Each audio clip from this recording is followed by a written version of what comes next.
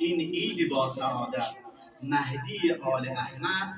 نور پیامبر آید. فرخنده باشد آن دم گل از چمن درآید، فرخنده باشد آن دم گل از چمن درآید، در تاب چشم یاران سیمای دلبر آید، در تاب چشم یاران سیمای دلبر آید، بر عاشقان مبارک این عید با سعادت مهدی آل احمد نور پیامبر آمد، بر عاشقان مبارک این عید با سعادت مهدی آل احمد نور پیامبر آمد. روشن بود جانزان نور جاودانی، از جلوه جمالش عالم به محشر آید، آن بخت با سعادت، آن فیض نور رحمت، آن میوه نبوت از باغ کوثر آید. ای عاشقان مبارک این عید با سعادت مهدی آل احمد نور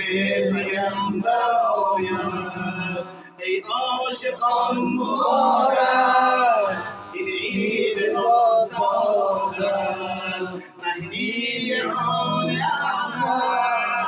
نور پیامبر آید. در صبح روشنایی زیبا پسر چمایی، در صبح روشنایی زیبا پسر چمایی، درمان دامان پاک نرگس آغوش عسکر آید، از قبلگاه عالم خورشید مطلع الفجر، آن هادی خلایق منجی و رهبر آید، ای عاشقان مبارک این عید با سعادت مهدی آل احمد نور پیامبر آید، عاشقان مبارک این عید با سعادت مهدی آل احمد نور پیامبر آید، با نور عشق و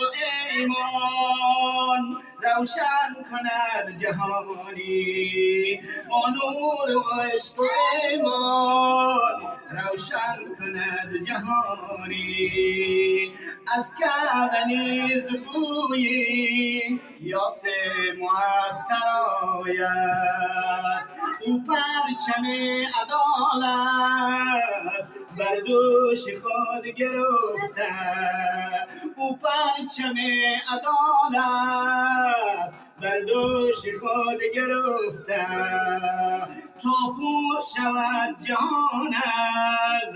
الله اکبر آید، ای عاشقان مبارک این عید با سعادت مهدی آل احمد نور پیامبر آید، ای عاشقان مبارک این عید با سعادت مهدی آل احمد نور پیامبر آید.